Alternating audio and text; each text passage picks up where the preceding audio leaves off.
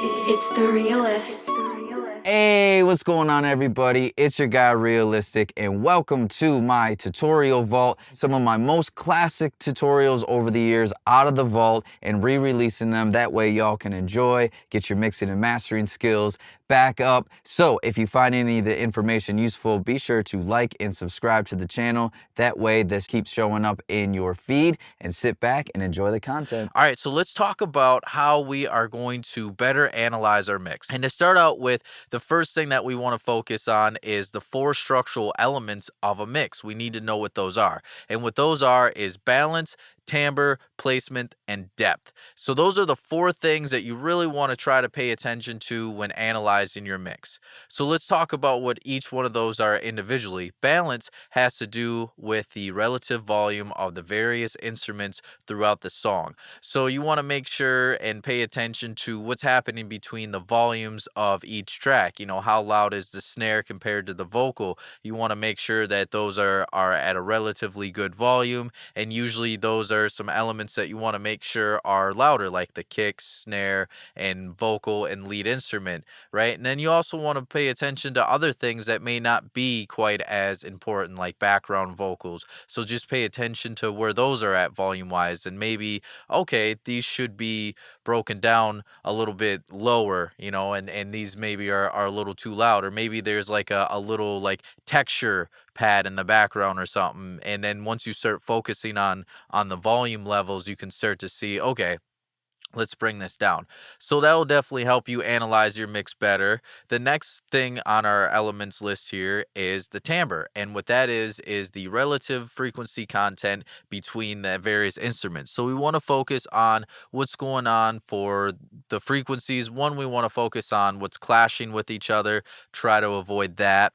And then the other thing is too is each kind of important instrument has its own part of the spectrum. So, you know, we have our elements in the low end here, like our kick and our bass. And so we want to make sure that there's not too much else in that area that's going to take away from that. And then we have our next section of the mix. You know, we have our low mid range. So a lot of times we want to make sure that the body of certain instruments like guitar and piano is really shining through, or sometimes the thickness of the pad.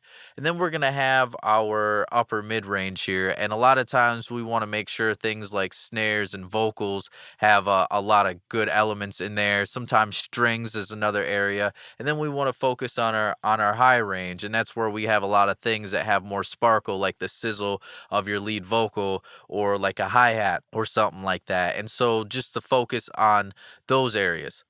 The next thing is we have our placement, and that has to do with the relative panning between the various instruments. So you just want to sit back and think about, when you're listening to your mix, okay, like what could be pan? Why am I panning? A lot of times, especially with when we're creating, we pan for creative purposes, but we can also pan for other things like avoiding frequency clashes. Like maybe you have a lead guitar and you have a piano, right? And let's say those are eating up the same frequency range. Well, what you can do is you can kind of pan those opposite of each other to give a little bit more room and have them fight a little bit less. You still want to EQ some things out to avoid the frequency clash. Don't get me wrong. I'm not saying that panning is your only solution, but the panning will help kind of spread those out and kind of get those out of the way. So again, just kind of listening to the mix and hearing it and being like, okay, well, you know, there's a lot of this frequency, so I can push these out a little bit. And then also too, you could think about, you know, your mix. Does it feel wide? And the panning could help with that. And then also just kind of really pay attention to this part of the mix. Okay, you know, maybe there's a little too much going on the left side, and I could move that, you know, something over here to the right side. Just overall balance of your placement. Now, next on that structural list is depth, and that has to do with the relative distance between the various instruments. And so what we can do there is we can use things like reverb and delays to either push some instruments back between the speakers and the listener, or bring some forward. And so we want to use reverbs a lot of times to help things seem like they're pushed back. Delays can do that too, where we kind of have just things kind of fading in the background. And then also just going back to volume is another thing that we can use with depth. Not everything needs to be up here. There's some instruments that can be down here, because if everything's way up here, then nothing's way up there. You know what I'm saying? So it's just kind of one of those things where we want to have our important things like kick and vocals and snares being up top, and then kind of push some things down in the lower them down so there's a little bit more space. So now that you have these four structural elements for your mix, this will give you a sense of direction and give you certain things to actually look for. So when you're sitting down and you're trying to analyze your mix, now you have four things that you can actually study instead of just hitting play and you're like, oh God, what am I listening for? What am I trying to figure out? Well, now you have these four things that you can check out, like balance, timbre, placement, and depth. And maybe you could listen to your song a few different times. Listen for just the balance, and then listen again. And this time you're just going to focus on the timbre, the relative frequency content between the various instruments. And then next go around, you'll focus just on the placement of instruments, and then you'll listen again, and then you'll check out the depth of things, of where that is, and then listen one more time and try to this time give a listen to everything at once and try to see where it's at. So those four structural elements, that's one tip that I have for how to analyze your mixes better. My next one here is mixing at low volumes. Not only is this going to help analyze your mix better, but it's actually going to drastically improve your mixing a lot better. The obvious reason why we want to mix at low volumes is it's less ear fatigue. It's going to be better on your ear health. You'll be less likely to damage your hearing.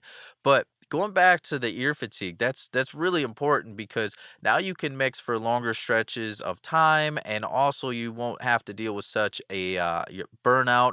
And so you may be wondering, well, what's considered a low volume? Well, I usually have mine at around conversation level, a little bit lower. And what that means is I should be able to have a conversation with somebody in the room and be able to hear what they're saying while that mix or that song is playing. So another reason why you might want to mix at lower volumes is it really does help you hear things a lot better. Some things that you're going to hear a lot better is dynamic processing better. What I mean by that is you'll be able to hear your compressors and your gates a lot better, especially when it comes to your compressors and your limiters. Like for instance, if your compressor is just compressing too much and it's slamming, well, when you have everything loud, it's going to be a lot harder to hear that. But when you have it at a lower volume, you can actually hear if there's any pumping going on. You can hear if it's cutting transients out better. There's just going to be a lot of things that you're going to be able to hear a lot better as far as when it comes to your dynamic processing. The other thing is you're going to be able to hear volume imbalances better, right? When we turn up the mix and it's really loud, it kind of disguises things, and everything's smacking and hitting hard. The drums are going in. You got your guitars just going nuts. Your vocals are soaring through the air, right? And so it's going to be a little harder to hear the volume imbalances. But when you churn things down, and have it at a much lower volume, you're going to start to hear things pop out more, like, oh, wow, I didn't realize the kick was that loud. And now all of a sudden you're going to hear that the kick might be the loudest thing in the whole track, that it's just covering up the vocals, and you can't even really hear the piano. You might hear that too with the snare, that is just overpowering. And so you'll be able to help with those volume balances a lot better and really be able to hear the entire mix. And the other thing too is like I was saying before, when the volume is loud, it just makes everything sound better. And that may be enjoyable while you're listening, but when we're mixing, we're not trying to enjoy our listening experience yet. We're trying to make it to a point where it is enjoyable for the listener. So we don't want to set ourselves up to where it only sounds good no matter what. And so when we turn the volume down, we're going to kind of lose some of that excitement, and those drums aren't going to be smacking as hard, and those guitars aren't going to be just shooting through the mix. And so that's going to benefit us because now we can actually hear where the mix really is, and then we can do a much better job to get those vocals to soar through the mix. We can do a much better job to get that kick drum to smack, and to get that 808 to bump a little bit more, and to get those vocals to really shine and pierce through the mix. So let's go on to my next tip for being able to analyze your mix better. And it's something that I preach a lot. And it has a lot of the same similar things that mixing at low volumes does. And it's mixing in mono. And actually, we just dropped a brand new chapter in our new course, The Art of Beat Mixing. It's really cool. We dropped a whole bunch of different videos in there. We even show you how to mix in mono in each individual DAW, like Reason, Pro Tools, Ableton, Logic, FL Studio.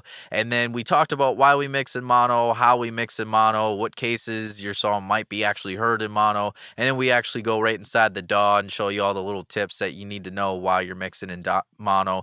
So pretty cool. But let's go over some of the reasons why mixing in mono is going to help analyze your mix, right? So one thing is you'll be able to hear the volume and the track balance better, just like we do at low volumes.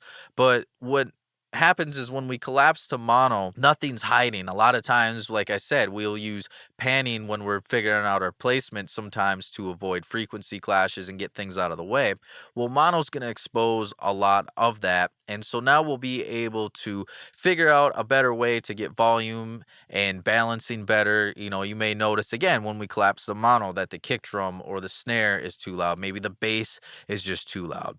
Right. So another reason is frequency clashes. Now, mono is going to really expose a lot of your frequency clashes, and it's why I swear by it. I usually mix about 50 to 60% of my mix. I'm usually collapsing in mono when I'm doing that. And a big reason is I can really hear where things are clashing and fighting each other, especially when it comes to the low end. Mixing in mono is where I really am able to figure out the kick drum and the bass, because usually when you hit the mono, if it's not mixed right, you're gonna hear that crackling, that hissing, you know, that it's just that harshness, just that awful sound that you hate to hear when things are clashing. And so mono really exposes that. The other thing is, just like mixing at low volume, you'll be able to hear dynamic processing better. A lot of times you can hear what the compressors are doing a little bit better. The next reason is phase cancellation. That's actually the big thing that mono exposes. And what I mean by that is when two things are out of phase, they're going to cancel each other out. And so if you have like two kick drum layers and they're out of phase with each other, what's going to happen is they're going to either weaken the signal so they don't hit as hard, or if they're perfectly out of phase, it's just going to be silent, especially when you hit to mono. And so mono's going to expose that, and then we can make some adjustments in our mix as far as what's causing that issues. Other things that can cause phase cancellation is stereo imagers. So when you collapse to mono and you notice that you lose a lot, you may have to go and adjust that a little bit better, just so you can be able to figure out how those things don't lose and collapse when we're in mono. And then the other thing is too that we're going to hear in mono is we're going to hear clipping issues. You know, when things are just clipping too hard or distorting a little bit, mono's really going to expose that. And so this mixing technique of mixing in mono is really going to help you analyze your mix better, and you're really going to be able to hear a lot of the problem areas. What you're going to find is that when you finally come out of mono and you start mixing again in stereo, everything's going to sound really awesome, and everything's going to sound full and where it really needs to make, and you'll only probably need to make a few little minor adjustments at the end there. So you may be wondering how, you know, what the process is that I do for mixing in mono, like when do I start mixing in mono, when do I start mixing in stereo? And so for me, I usually start like the first part of the mix, like the first quarter of the mix in stereo. Just kind of want to get everything in order, balances, volume wise. I want to get all my plugins in there, kind of figure out where I want things placed a little bit. And then I'll spend like the next 50% of the mix in mono, right? This is the biggest chunk of the mix that I'm doing. And then after that, I'll spend the last quarter of the mix in stereo just to kind of get everything right and add some little sweeteners. And then during the mastering phase, I might check in and out of mono a few times just to make sure that while limiter is applied to it, it still sounds good in mono. All right, so let's talk about the next thing that can help you analyze your mixes better, and that's using reference tracks. I'm sure you've heard this a lot, that it's really beneficial, and it really is. A big thing that it really does is it allows you to stay in perspective because, a lot of times we'll be mixing and we'll just kind of hear the same thing over and over. So now we're getting tricked in, wow, this is really sounding good. But then if you ever actually flip to like a different song or something, you'll be like, whoa, my mix doesn't sound that bright, or my mix doesn't have that type of energy or sparkle to it. So having that reference track to fall back on can really help you be able to have that perspective like, okay, maybe I do need to brighten this vocal up a little bit more. Or, maybe my kick drum is a little too intense. It's not really like that in my reference track. It is really important though to find the right reference track, right? You want to find a reference track that matches your vibe of your song. Like for instance, let's say that you're mixing a song and the entire, style of the song is like Vibes by the Baby, right? High energy, a lot of punch to it, a lot of smack. And your reference track that you have is like Marvin's Room by Drake, right? That would be terrible reference track. Like it has nothing to do with the song that you're working on now, and it's going to really throw you off, and there's not really much that you can add to it because your reference track is all spacious and ambient and dark and slow. Meanwhile, the song that you're mixing is like high energy and got all this like punch to it. So you want to find songs that match that kind of style to it, right? So, if you had a song like Marvin's Room, then yeah, you'd want to use Marvin's Room as your reference. But if you had a song that was a little bit more high energy, like Vibes, right, you'd want to make sure that that stays in the right lane. That way, again, you can kind of match the energy.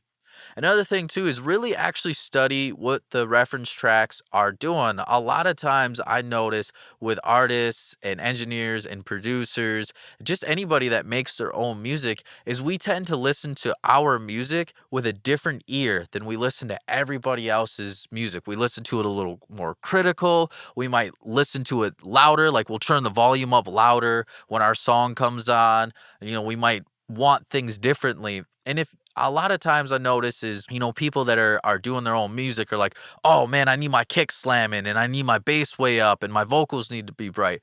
But if you actually listen to music that's out there, mainstream music that's actually being played on playlists and on, top charts, you'll notice that they're not hitting quite the way that you do. Like your kick drum may not be as heavy as it needs to be. Like if I listen to a song by Little Baby, right?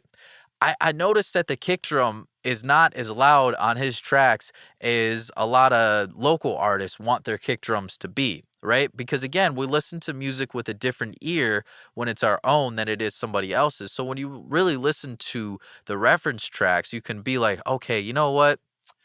My kick drum doesn't need to be that loud. And there's actually a good reason of why their kick drum or their 808 isn't quite as loud or as intense as your track is. And the reason why is it gives them more headroom. And that's why their track will have more clarity and why their track can be even louder than what yours is, because it allows them to have that headroom and a little bit more. So just pay attention to that, of what's really going on with your reference track, and try to listen to your reference track with the same critical ear that you would listen to your track with. All right, another reason to use a reference track is it just kind of freshens up your ears. Sometimes you could just listen to the same thing over and over, so it'll be kind of nice to have that. Also, it gives you some type of focus, something to really focus and pay attention to. Like, okay, I really like this snare on this track, and I really like how the kick drum just kind of bites through. That synth has a lot of clarity to it. Now, my tip for using your reference track in your session is I would suggest putting it right into your session